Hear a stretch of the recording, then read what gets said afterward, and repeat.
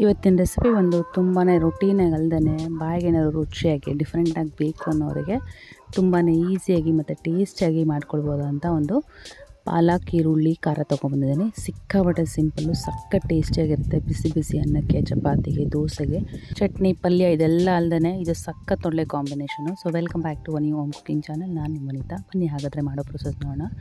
ಒಂದೆರಡು ಚಿಕ್ಕ ಕಟ್ಟಾಗುವಷ್ಟು ಪಾಲಕ್ ತೊಗೊಂಡಿದ್ದೀನಿ. ಎಳೆ ತೊಗೊಳ್ಳಿ. ಈ ಥರ ದೊಡ್ಡದು ಕಾಂಡ ಇತ್ತು ಅಂದರೆ ತೆಗೆದುಹಾಕ್ಕೊಂಡು ಚೆನ್ನಾಗಿ ತೊಳ್ಕೊಂಡು ಈ ರೀತಿಯಾಗಿ ಎಷ್ಟು ಚಿಕ್ಕದಾಗುತ್ತೋ ಅಷ್ಟು ಚಿಕ್ಕದಾಗಿ ಕಟ್ ಮಾಡ್ಕೋಬೇಕಾಗತ್ತೆ. ಇದು ಕಟ್ ಮಾಡೋದಕ್ಕಿಂತ ಮುಂಚೆ ಖಂಡಿತವಾಗ್ಲೂ ಒಂದು 2-3 ಸಲ ಚೆನ್ನಾಗಿ ತೊಳ್ಕೊಬೇಕಾಗತ್ತೆ. ಈ ಎಲೆಗಳಲ್ಲೆಲ್ಲ ಮಣ್ಣು ಚಿಕ್ಕದು ಸೇರ್ಕೊಂಡ್ಬಿಟ್ಟಿರುತ್ತೆ. ಸೊ ಚೆನ್ನಾಗಿ ನೆನೆಸ್ಕೊಂಡು ತೊಳ್ಕೊಂಡು ನಂತರ ಈ ರೀತಿಯಾಗಿ ಎಷ್ಟು ಚಿಕ್ಕದಾಗುತ್ತೋ ಅಷ್ಟು ಚಿಕ್ಕದಾಗೆ ಕಟ್ ಮಾಡಿಕೊಂಡು ಸೈಡಿಗೆ ಎತ್ತಿಟ್ಕೋತಾ ಇದ್ದೀನಿ.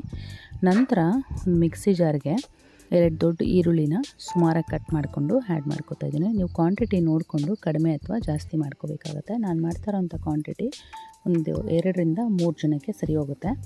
ಸೊ ನಂತರ ಇದಕ್ಕೆ ಒಂದು 8-10 ಬೆಳ್ಳುಳ್ಳಿ ಎಸಳು, 1 ಟೇಬಲ್ ಸ್ಪೂನ್ ಆಗೋಷ್ಟು ರೆಡ್ ಚಿಲ್ಲಿ ಪೌಡರು ಮತ್ತು ರುಚಿಗೆ ಬೇಕಾದಷ್ಟು ಉಪ್ಪು ಕೂಡ ಆ್ಯಡ್ ಮಾಡಿಕೊಂಡು ನೀರು ಆ್ಯಡ್ ಮಾಡ್ದೇ ಈ ರೀತಿಯಾಗಿ ಕೋರ್ಸಾಗೆ ರುಬ್ಬಿಟ್ಕೋಬೇಕಾಗತ್ತೆ.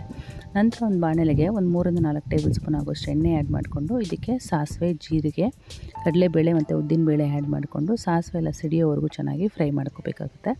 ಅಷ್ಟೊತ್ತಿಗೆ ಕಾಳು ಕೂಡ ಕಲರೆಲ್ಲ ಚೇಂಜ್ ಆಗುತ್ತೆ.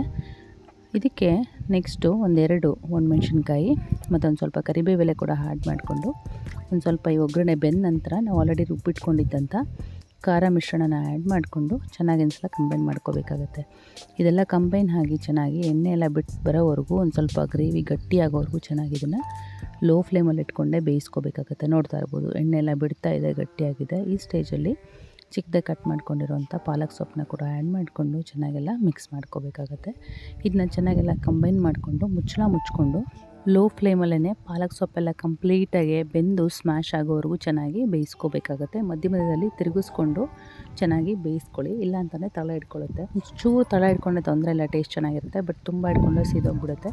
ಸೊ ಹಾಗಾಗಿ ಈ ರೀತಿ ಮಧ್ಯದಲ್ಲಿ ತಿರುಗಿಸ್ಕೊಂಡು ಚೆನ್ನಾಗಿ ಈ ರೀತಿ ಸ್ಮ್ಯಾಶ್ ಆಗೋವರೆಗೂ ಬೇಯಿಸ್ಕೊಂಡ ನಂತರ ಇದಕ್ಕೆ 1 ಟೀ ಸ್ಪೂನ್ ಆಗೋಷ್ಟು ಧನಿಯಾ ಪೌಡರು, ಒಂದು 1/2 ಟೀ ಸ್ಪೂನ್ ಆಗೋಷ್ಟು ಅರಿಶಿನ ಪುಡಿ ಮತ್ತು ಒಂದು 1/2 ಟೀ ಸ್ಪೂನ್ ಆಗೋಷ್ಟು ಜೀರಿಗೆ ಪೌಡ್ರು ಕೂಡ ಆ್ಯಡ್ ಮಾಡಿಕೊಂಡು ಚೆನ್ನಾಗೆಲ್ಲ ಕಂಬೈನ್ ಮಾಡಿಕೊಂಡು ಒಂದು 4-5 ನಿಮಿಷ ಇದನ್ನು ಲೋ ಫ್ಲೇಮಲ್ಲಿ ಚೆನ್ನಾಗಿ ಬೇಯಿಸ್ಕೋಬೇಕಾಗತ್ತೆ.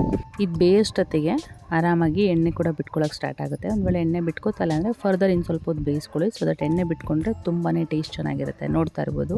ಇಷ್ಟೇ ನೋಡಿ, ಇವತ್ತಿನ ಪಾಲಕ್ ಈರುಳ್ಳಿ ಖಾರ ರೆಡಿ ಆಯಿತು. ಸಿಕ್ಕಾಪಟ್ಟೆ ಸಿಂಪಲ್ ಅಲ್ವಾ? ಟೇಸ್ಟು ಕೂಡ ಅಷ್ಟೇ ಚೆನ್ನಾಗಿರುತ್ತೆ. ನನಗನ್ಸುತ್ತೆ ಇದು ತುಂಬ ಜನಕ್ಕೆ ಈ ರೆಸಿಪಿ ಗೊತ್ತೇ ಇರಲ್ಲ ಅಂತ. ಸೊ ಖಂಡಿತವಾಗ್ಲೂ ಬಿಸಿ ಅನ್ನಕ್ಕೆ, ಚಪಾತಿ, ದೋಸೆಗೆ ಟ್ರೈ ಮಾಡಿ ತಿಳಿಸಿ ಕಮೆಂಟ್ ಮೂಲಕ ನಿಮಗೆ ಹೇಗೆ ಬಂತು ಅಂತ. ಇನ್ನಷ್ಟು ಈಸಿ ರೆಸಿಪೀಸ್ಗೋಸ್ಕರ ನನ್ನ ಚಾನಲ್ನ ಸಬ್ಸ್ಕ್ರೈಬ್ ಮಾಡಿಕೊಂಡು ಪಕ್ಕದಂಥ ಬೆಲ್ ಐಕನ್ನು ಕೂಡ ಆ್ಯಕ್ಟಿವೇಟ್ ಮಾಡ್ಕೊಳ್ಳಿ. ಹಾಗೆ ವಿಡಿಯೋ ಯೂಸ್ಫುಲ್ ಆಗುತ್ತೆ ಅನ್ನೋದಾದ್ರೆ ನಿಮ್ಮ ಫ್ರೆಂಡ್ಸ್ ಮತ್ತು ಫ್ಯಾಮಿಲಿ ಜೊತೆ ಕೂಡ ಖಂಡಿತ ಶೇರ್ ಮಾಡ್ಕೊಳ್ಳಿ. Thank you for watching this video and thank you for supporting me. Thank you guys.